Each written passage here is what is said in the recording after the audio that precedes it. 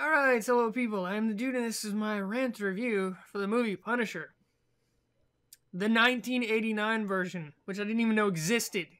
Uh, it's really good. That's the short version. It's really good. It's a 1980s action movie that I hadn't already seen. I mean, that's gold, right? That's treasure. That, like, hidden treasure that I unearthed, that I discovered. And it's really good. So the long version with the spoilers: Dolph Lundgren, yes, young Dolph Lundgren, young, very young. We're talking about like Drago young, like Rocky young. That young Dolph Lundgren, probably even before Rocky. I can almost guarantee he looks like he's even younger than when he was in Rocky. But Louis Gossett Jr., who's really good, and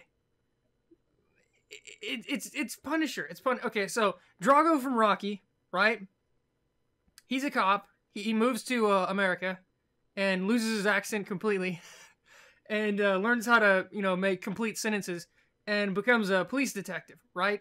And when he becomes a police detective, he helps this drunk, old, aging, has-been cop get back to his, prime or whatever. He like helps him recover. And they become bestest buddies.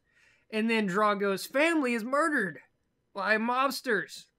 And he decides that he's going to move to the sewers.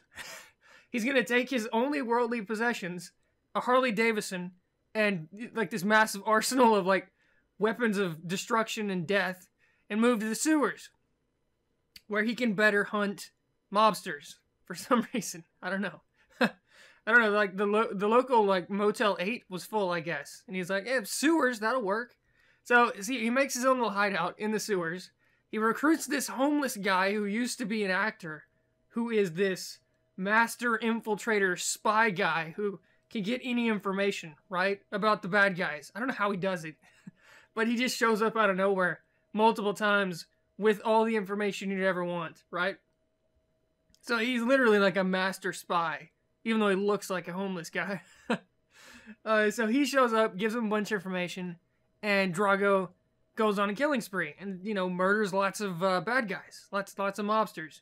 And during the process, the mobsters get in a war with the Yakuza.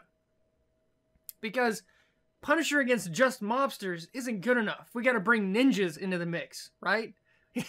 At some point, he's got to fight ninjas, right? Okay, so the Yakuza show up and they start warring with the mobsters. And Drago / Castle / the Punisher, he decides that he's going to let them fight each other. And during the process of fighting each other, the Yakuza steal all the mobsters' children, which is a bad thing. And this pisses Drago off. So he goes after the Yakuza to get the children back. And in the meantime, he gets kidnapped twice, I think, escapes both times, kills a metric ton of ninjas. In one scene, he kills like 50 ninjas armed with like submachine guns and like throwing knives. And you would think if you have a submachine gun, you don't need a throwing knife, but apparently they need both because they're ninjas.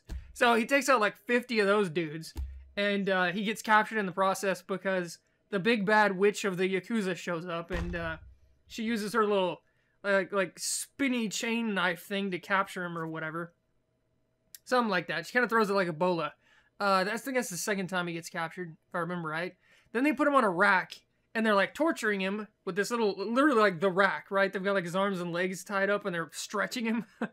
and during the process, they find out that he's just too badass, right? He can't be tortured. So they start torturing the homeless guy.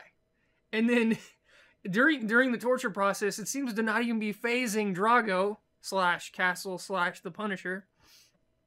So they switch to a new tactic. They just leave. They just leave him there for some reason. I don't know why. I guess they just gave up. And then he escapes and goes on another killing spree, saves all the children from the Yakuza, right? Then he teams up with his arch nemesis, the boss of the crime family that murdered his family, right? The whole reason he's doing this, he literally teams up with the guy, and they go like all brosif mode together attacking the Yakuza with the guy who like who had people murder his family, right? So they team up and they go after the Yakuza, and it's a really good finale. There's a lot of gunfighting. There's sword fighting. There's spears, like naganatas. There's kung fu. It's really good. There's explosions.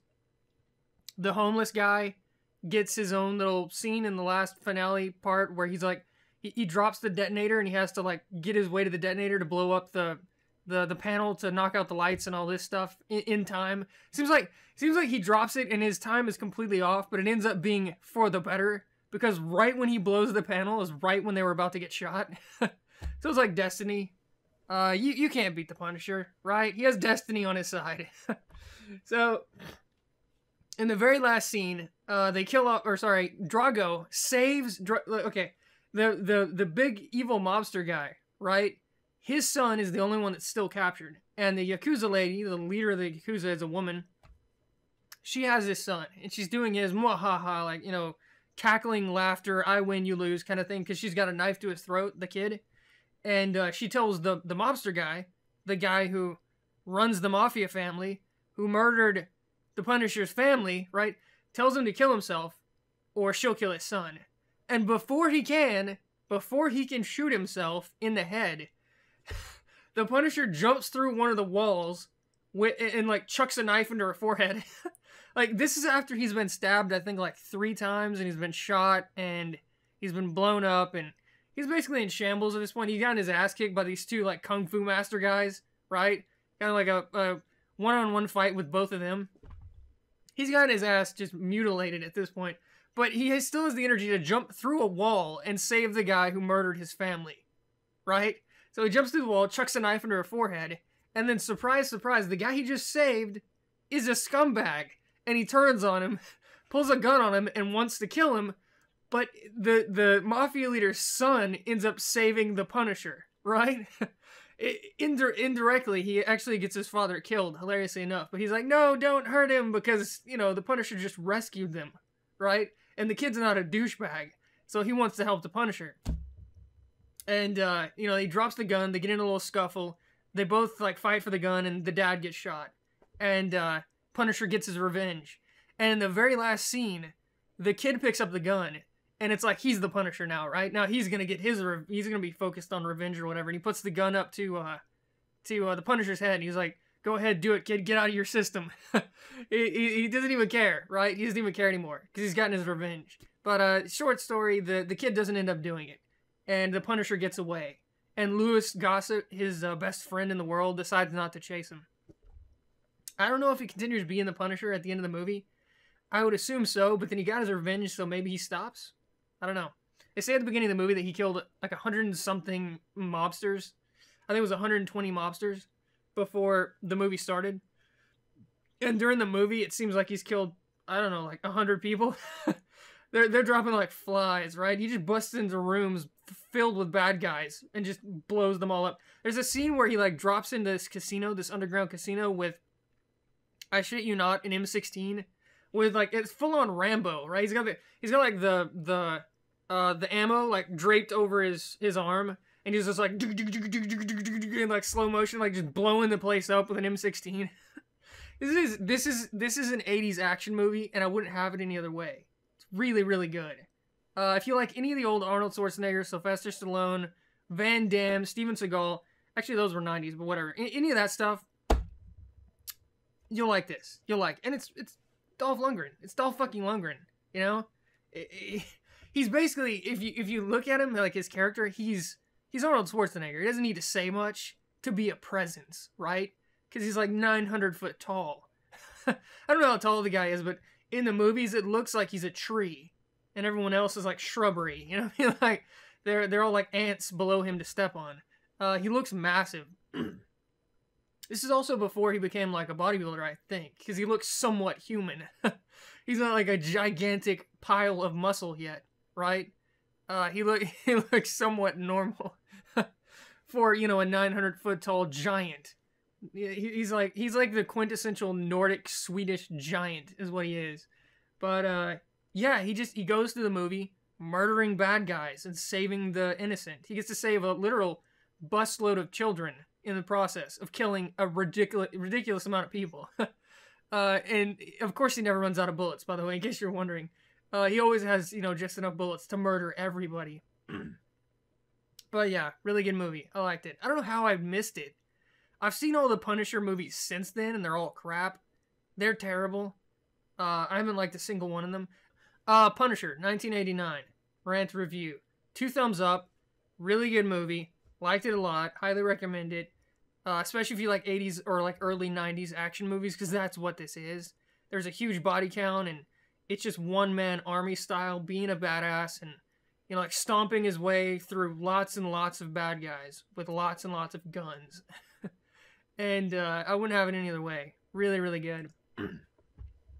And Dolph Lundgren. There's not enough Dolph Lundgren movies. There should be more. I don't know why he never blew up like all the other ones did. I have no idea. I mean, why was he not, Arnold Schwarzenegger big? Or maybe not Sylvester Stallone. Sylvester Stallone could speak. He had an accent, a really thick accent, like Brooklyn or something. I don't know, but at least he could like put sentences together. But it didn't matter for Arnold Schwarzenegger. Why did it matter for Dolph Lundgren, right? Why weren't they both just equally as huge? And they both played the role that they were typecast as extremely well. Really, really well. So I honestly don't know. Maybe Arnold had more inherent charm or something. I don't know. As ridiculous as that sounds. His early performances were basically just him, like grimacing his way through the entire movie. That's it. Or like completely deadpan with no facial expression at all. So I honestly don't know. I think I like them both about equally. But anyways, Rant review, The Punisher, good stuff. I'll see you guys next time.